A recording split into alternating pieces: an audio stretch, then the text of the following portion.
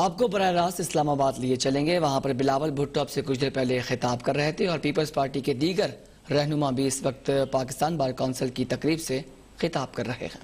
نہ بول سکے، کچھ احباب کا میں خود ذکر نہیں کر سکا، لیکن جو میرے سابق عہدیداران ہیں سندھ سے، بلوچستان سے، کے پی سے تشریف لائے، ہم ان کے بہت مشکور ہیں۔ اس کانفرنس کے انعقاد کے لیے ہمیں بہت زیادہ جو پرسنل ایک طرح کی توجہ اور ایفرٹ اور انہوں نے ہماری رہنمائی کی، فرحت اللہ بابر صاحب، قمر زمان قائرہ صاحب، چودھری منظور صاحب نے، جناب احسن اقبال صاحب، رانا ثناء اللہ صاحب، خواجہ سعد رفیق صاحب اور عطا تارڑ نے، ہم آپ سب کے مشکور ہیں کہ آپ کی ذاتی دلچسپی کی وجہ سے آج کا یہ جو پروگرام ہے، یہ جو کانفرنس ہے، اس کا انعقاد ممکن ہوا۔ میں اب گزارش کروں گا پاکستان مسلم لیگ نون کے صدر، قائد حزب اختلاف قومی اسمبلی میں ہیں، جناب شہباز شریف صاحب۔ بسم اللہ الرحمن الرحیم۔ محترم جناب عابد ساکی صاحب، جناب قلب حسن صاحب اور جناب چودھری اعظم نذیر تارڑ صاحب، پاکستان بار کے بہت قابل احترام زعماء اور یہاں پر موجود پاکستان بھر سے پولیٹیکل پارٹیز، ریلیجس پارٹیز کے اکابرین، دانشور حضرات، جرنلسٹ، ایکسپرٹس،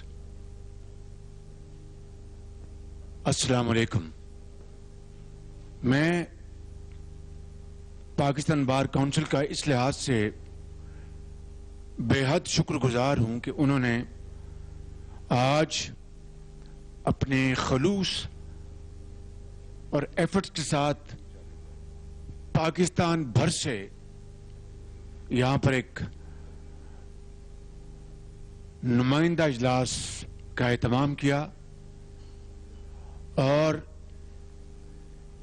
اے پی سی سے پہلے پری اے پی سی کا انتظام کیا، جس کے لیے میں آپ سب کو مبارکباد پیش کرتا ہوں اور تحسین پیش کرتا ہوں۔ تمام بزرگوں اور بھائیوں نے بڑی تفصیل کے ساتھ اس ایجنڈا کے اوپر اپنی رائے پیش کی، تو میں نہیں چاہوں گا کہ میں آپ کو ریپیٹیشن کر کے آپ کو بور کروں، لیکن یہ کہنا چاہوں گا کہ جو باتیں آج یہاں پر کی گئیں، چاہے وہ ججز کے انتخاب کے حوالے سے کہ ان کا کیا معیار ہونا چاہیے، ان کی کیا قابلیت ایمانداری کا بینچ مارک ہونا چاہیے، ان کی انڈیپینڈنس اور ان کی ذاتی پسند ناپسند سے وہ بالا تر ہوں، اور پھر احتساب کے حوالے سے جو آپ نے جو ایجنڈا آئٹم یہاں پر رکھا، اور شہری آزادیوں اور بات کرنے کے حق کے حوالے سے جو آپ نے یہ ایجنڈا بنایا، اس سے زیادہ آج کے حوالے سے کوئی اور امپورٹنٹ ایجنڈا نہیں ہو سکتا۔ اور یقیناً بلاول بھٹو صاحب نے قربانیوں کے لحاظ سے جو باتیں فرمائی ہیں، اس میں کوئی دو رائے نہیں ہے کہ ان کے خاندان نے یقیناً جمہوریت کے لیے وہ قربانیاں دی ہیں جو قربانی کی انتہا ہوتی ہے، اور پوری قوم اس بات کی معترف ہے کہ اس باغ میں ان کے خاندان کے زعماء کا خون شامل ہے۔ اسی طریقے سے یقیناً بلوچستان میں، کے پی کے میں اور پنجاب میں مختلف ادوار میں مختلف موقعوں کے اوپر ہمارے پشتون بھائیوں نے، بلوچ بھائیوں نے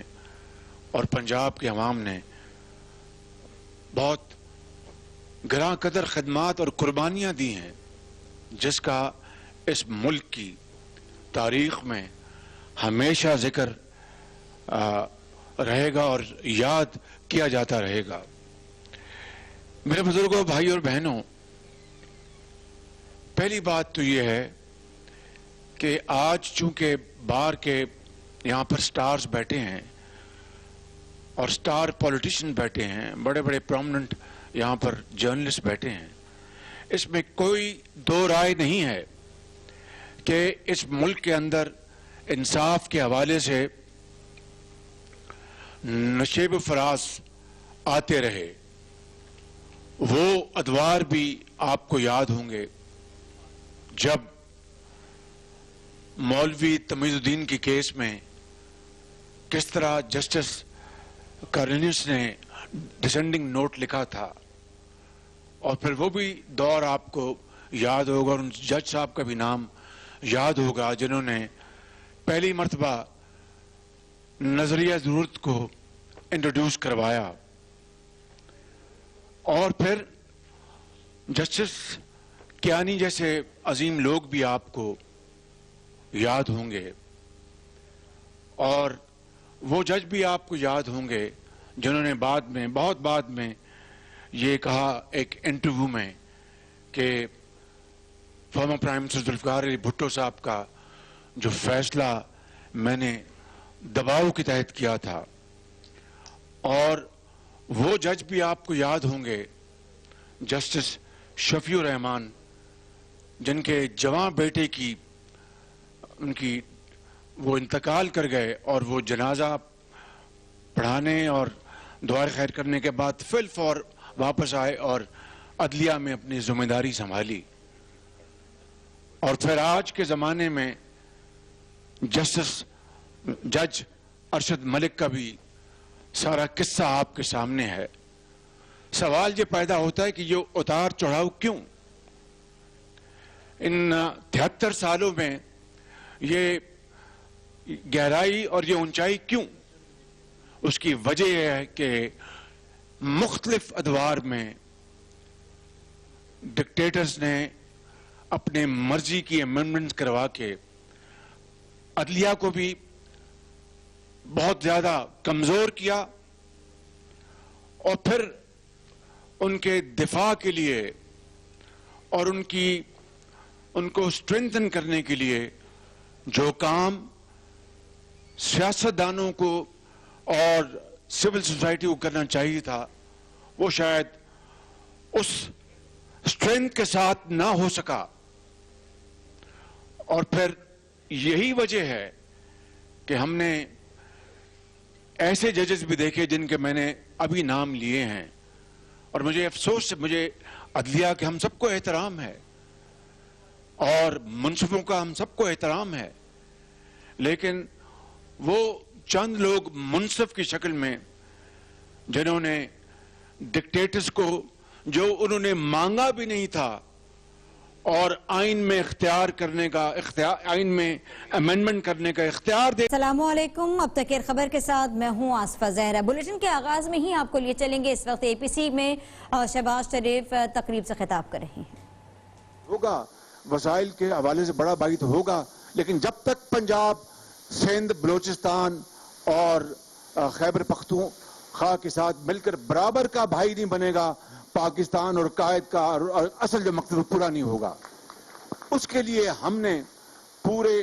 وہ جو گیپس تھے جو کہ اپنا اس این ایف سی کو اچیو کرنے کے لیے وہ پنجاب نے اپنے ذمے لیے، اور بلوچستان کا خاص طور پر جو شہر تھا وہ 100% اس این ایف سی وارڈ میں بڑھایا گیا، جس کی ہمیں بڑی خوشی ہے. اس لیے کہ اگر آپ آزادی اپنا اظہار کی بات کرتے ہیں، اگر آپ جمہوریت کی بات کرتے ہیں، اگر آپ آئین کی بات کرتے ہیں، اگر آپ جو میڈیا کی آزادی کی بات کرتے ہیں، تو پھر اس کے ساتھ جڑی ہوئی ہے معیشت، لوگوں کا روزگار، لوگوں کو ان کو امپاور کرنا، ان کو تعلیم دینا، ان کو علاج مہیا کرنا، ملک کو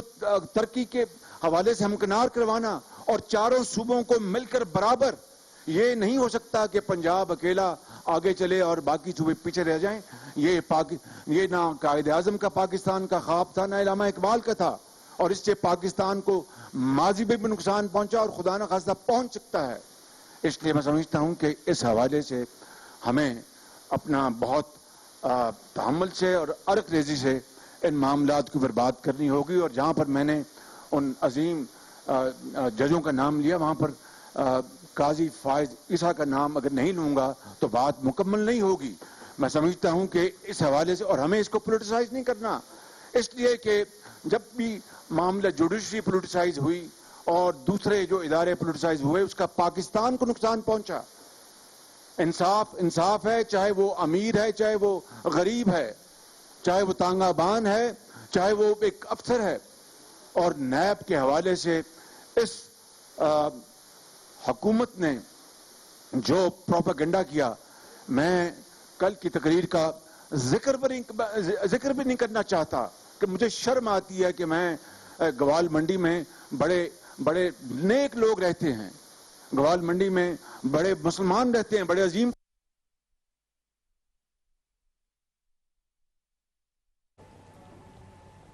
पाकिस्तान बार काउंसिल के ज़ेर एहतमाम APC जारी है और इस APC से खिताब कर रहे थे पाकिस्तान मुस्लिम लीग नून के सदर शहबाज शरीफ, जहां उनका कहना यह था कि जिस तरीके से मुल्क का इंतज़ाम चलाया जा रहा है वो यकीनी तौर पर हमारे लिए लम्हा फ़िक्रिया है। मुल्क के जो मामलात ने उसे इंतहाई अरकरेजी के साथ, सोच विचार के साथ तय करने की ज़रूरत है, क्योंकि जो 4 सूबे हैं वो मुल्क की इकाई हैं।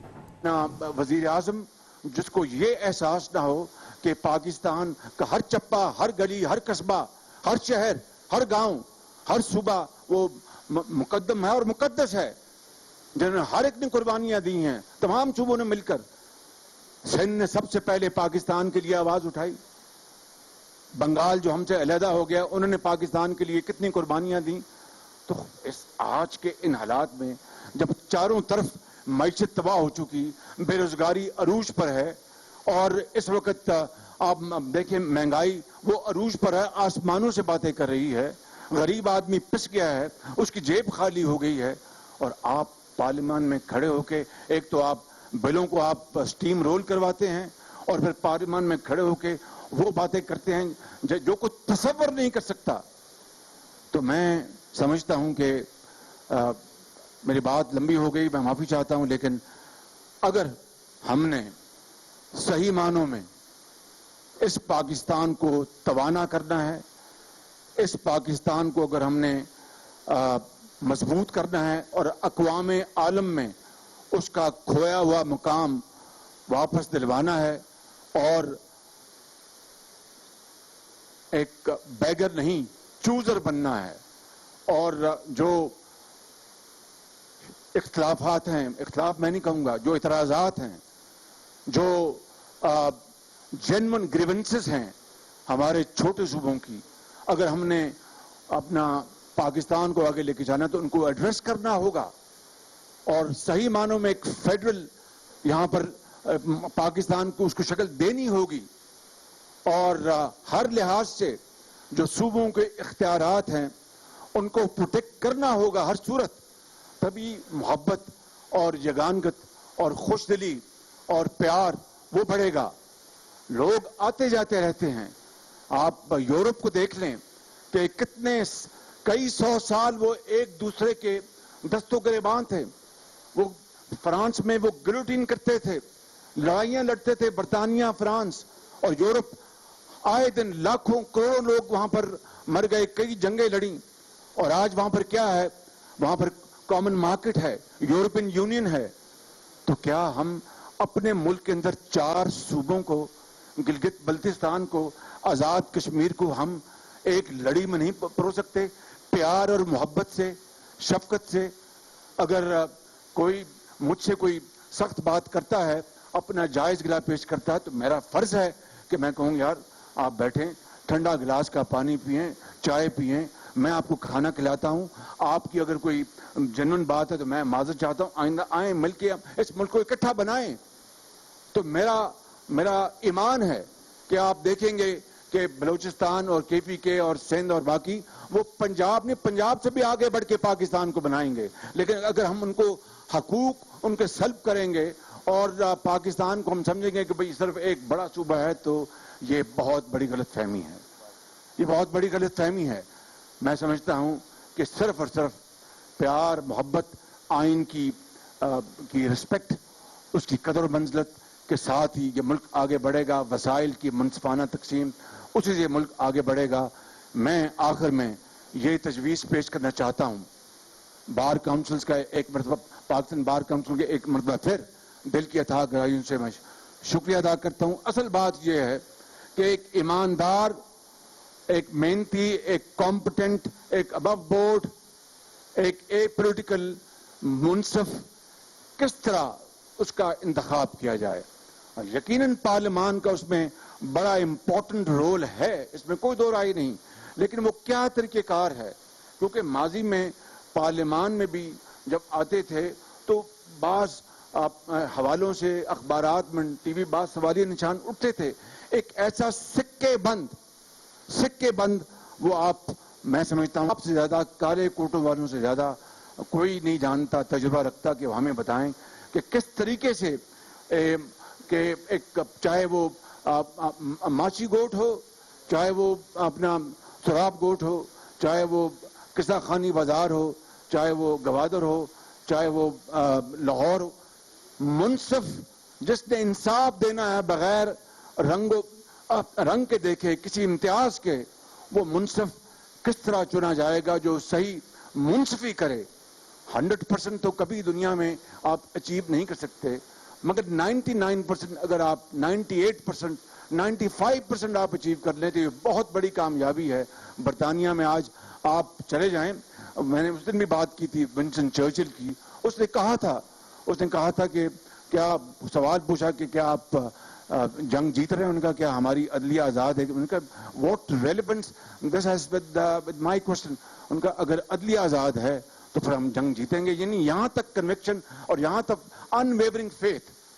تو میری یہ گزارش ہے آپ سے کہ آپ اس حوالے سے آپ ہمیں